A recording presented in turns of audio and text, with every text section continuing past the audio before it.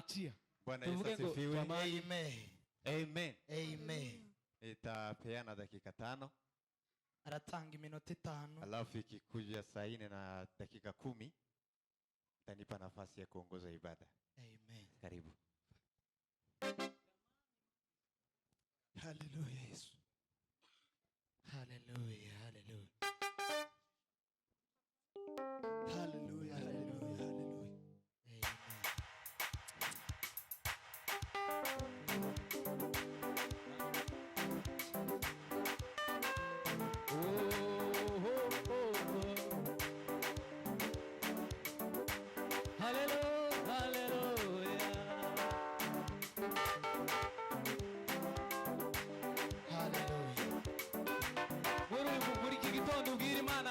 Asubuhi ya leo Satani ibibazo byawe. Satani shida yako ataiweza. Satani akukureho imivumo wawe. Shetani atowe laana. Karani Satani akukureho mu izina rya Yesu. Shetani alondolewe katika jina la Yesu. Jamani, mateso haya mpaka lini we? Yes. Baba, tukao mpaka lini?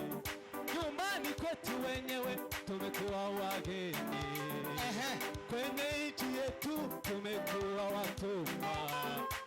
Vitu vyetu wenyewe tumekuwa maoma.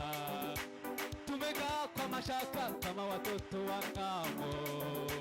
Kumbe Shetani we umekalia mafanikio. Kumbe Ibilisi umekalia mafanikio yetu we. Sasa tunasema tumeshatambua vita tutapigana we. Tujue haki zetu, taka usita